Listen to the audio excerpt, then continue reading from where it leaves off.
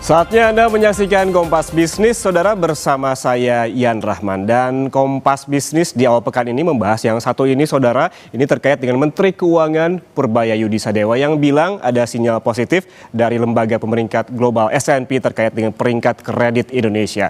Setelah melakukan pertemuan dengan pihak S&P dalam rangkaian lawatannya ke Washington DC, Amerika Serikat beberapa hari lalu, Menteri Keuangan Purbaya bilang lembaga tersebut menilai kinerja ekonomi RI masih solid sehingga tidak ada perubahan outlook dalam waktu dekat.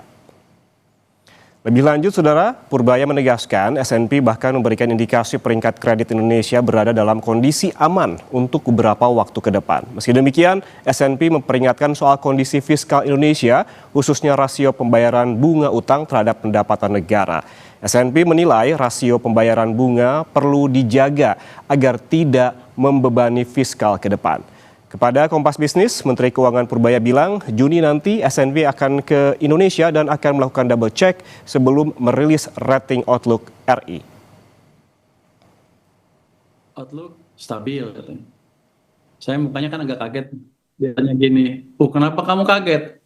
Kamu expect turun ya? Saya bilang enggak, emang ya seperti itu karena fondasi kita bagus.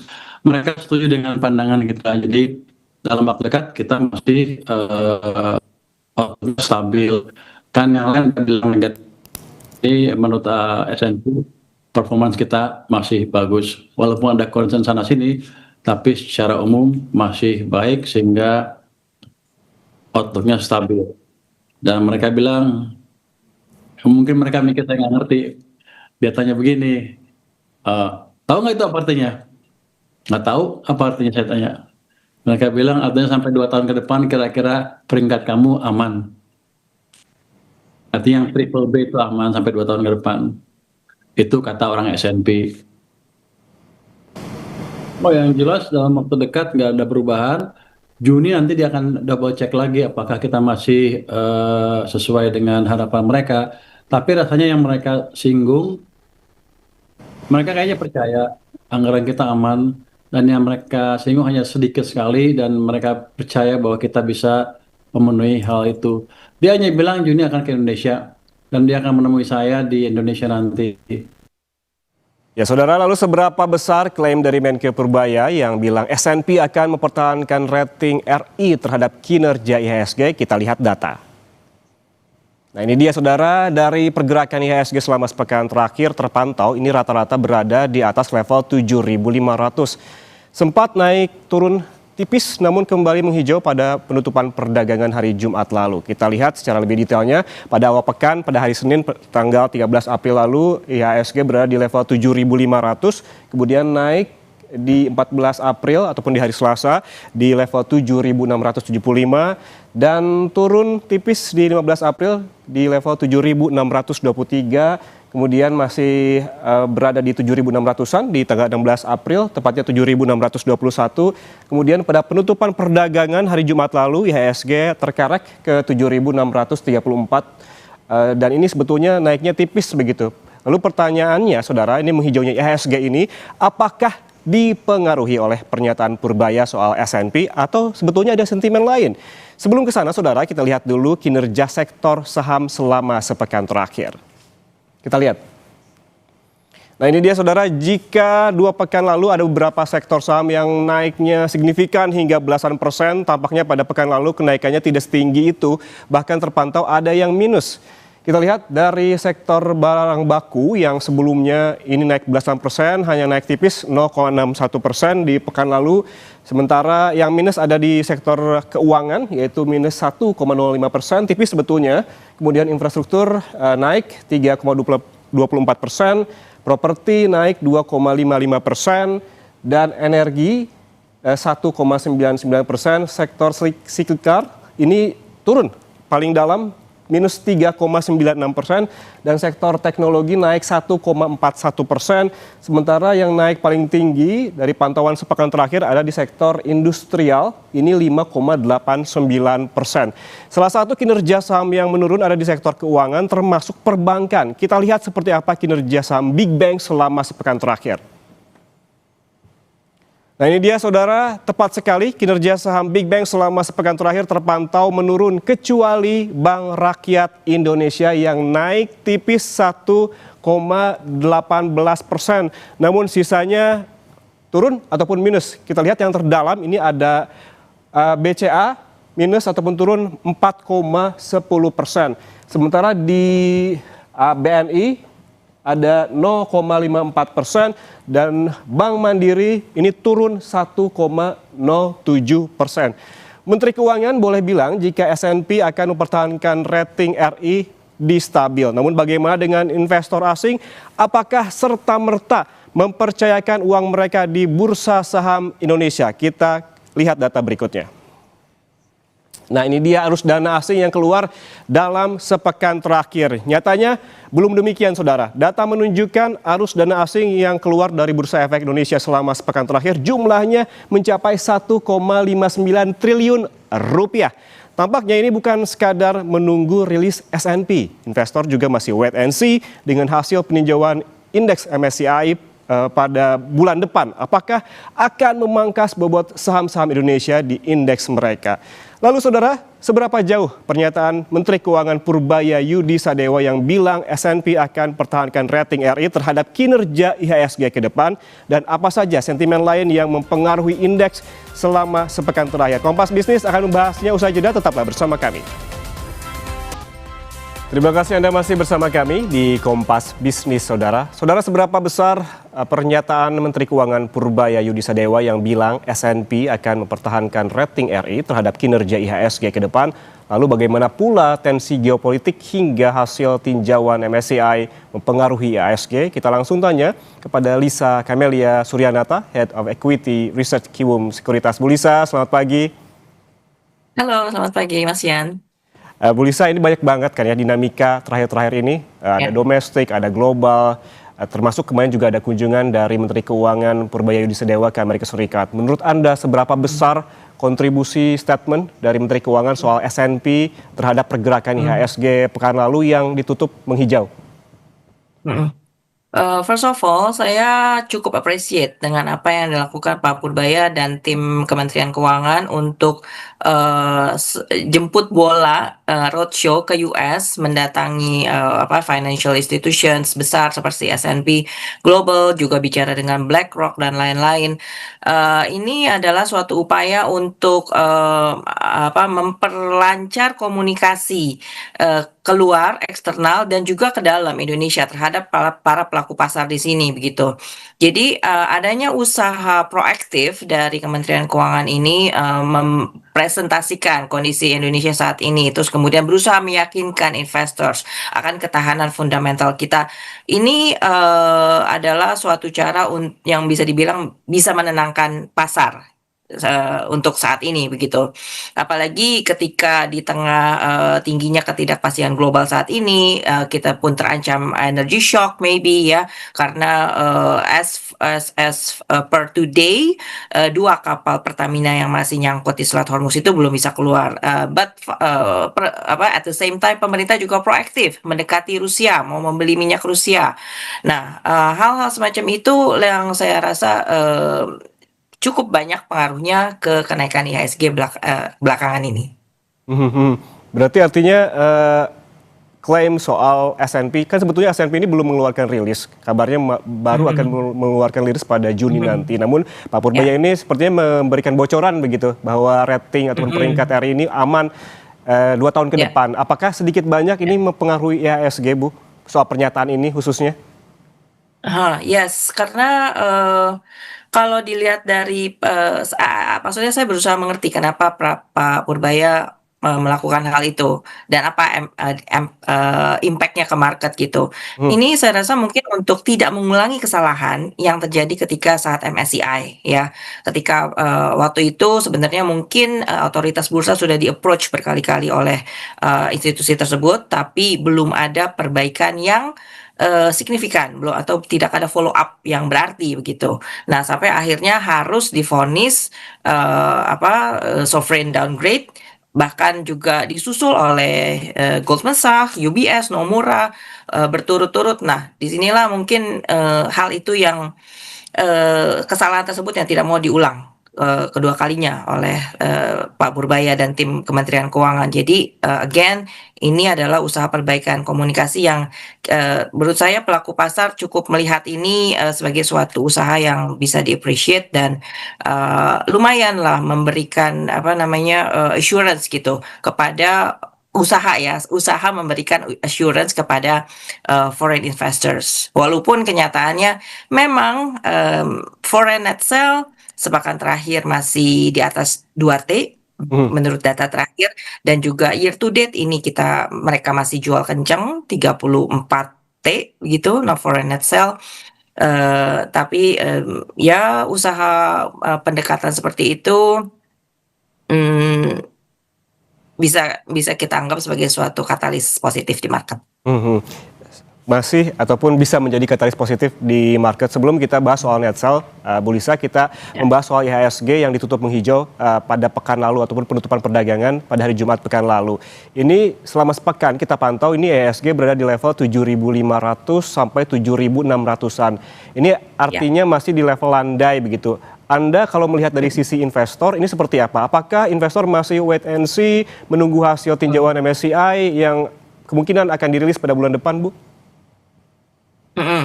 Oke, kalau kita lihat sepekan terakhir kelihatannya landai, tapi kalau kita lihat dari bottom 6 April, IHSG itu dari titik low di bawah 7.000, 6935 sampai di pekan kemarin itu tertingginya 7773, itu sudah naik 12% loh Mas Yan. Dan dari 6 April ini tergolong kuat ya, karena regional juga naiknya lumayan sih.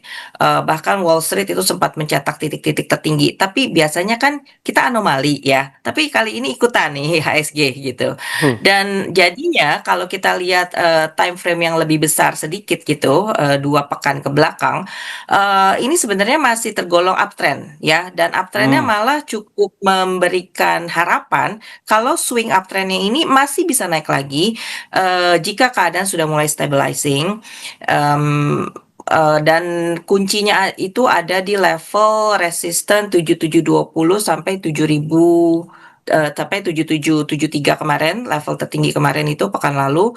Nah, ini menurut saya masih bisa dikategorikan sebagai yang namanya bullish flag dalam technical analysis ya. Dan Indonesia dan IHSG bukannya tidak mungkin masih bisa punya peluang untuk naik lagi ke arah 8.000 bahkan begitu.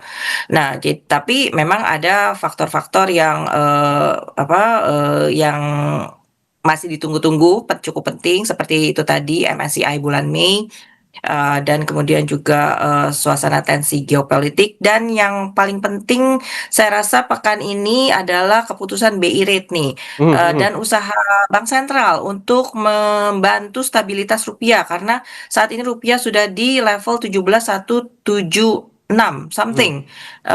Ini bahkan posisinya yang lebih buruk daripada ketika di krisis moneter tahun 98 lalu begitu. So jadi mungkin yang menjadi tantangan buat pemerintah saat ini adalah ketika mereka berusaha roadshow capek-capek untuk mempromosikan fundamental Indonesia yang bagus, yang katanya mau menjaga ketahanan defisit fiskal, tapi rupiah kita saat ini adalah posisi terlemah sepanjang masa. How are we going to prove it gitu kepada foreign investors begitu Mas Yan?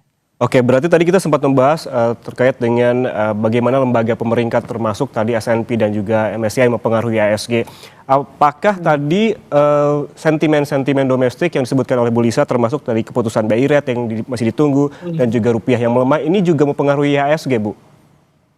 Ya, pastinya itu adalah satu hal penting yang akan ditunggu-tunggu pekan ini, keputusan BI rate sepertinya besok ya. So far sih konsensus masih dijaga tetap di 4,75. Kami berusaha menganulir kemungkinan BI harus menaikkan. Semoga tidak ya. Tapi at least mereka do something else untuk intervensi rupiah mungkin begitu, menjadi liquidity provider buat USD yang lebih deras mungkin begitu. Dan ya itu yang saya rasa akan membentuk market pekan ini. Oke, kalau kita pantau juga Bu Lisa ini terkait dengan sektor-sektor mana saja yang naik dan juga turun selama sepekan terakhir. Tadi saya juga sempat Ya. menginformasikan grafiknya begitu bisa ditampilkan di layar. Ini tampak sektor keuangan, ada juga siklikal dan kesehatan yang turun dibandingkan sektor lainnya. Analisis Anda seperti apa? Ya. Terutama sektor keuangan Bu Lisa. Sektor keuangan ini jelas yang paling terpukul ketika nilai tukar rupiah kita melemah seperti saat ini ya. Kenapa? Karena again ini akan balik lagi ke keputusan BI rate besok. BI apalagi the Fed-nya itu belum tentu akan turunin suku bunga katanya tahun ini. Kalaupun menurunkan suku bunga mungkin Desember, masih lama. Nah, ketika posisi rupiah kita lagi melemah saat ini, BI saya rasa tidak punya ruang untuk menurunkan suku bunga besok gitu. Ya most likely akan stay dan malah agak deg-degan juga kalau perlu dinaikin gitu ya. But hopefully tidak again. Nah, ini juga akan ngaruh ke yield dari surat utang Indonesia, obligasi ya. Kenapa? Jadinya kita tuh harus menaikkan seolah daya tarik obligasi Indonesia itu kita harus tinggi yieldnya ya. Sorry, tinggi kuponnya. Em, dan tingginya kupon ini of course artinya akan memberatkan bunga utang Indonesia di kemudian hari yang seperti tadi yang juga sudah Mas Yan utarakan di depan di video depan ya, bunga utang. Dan ini juga concerns dari S&P Global. S&P katanya akan memantau seberapa lincah nih Kementerian Keuangan untuk menjaga level defisit fiskal ini bisa tidak di atas 3%.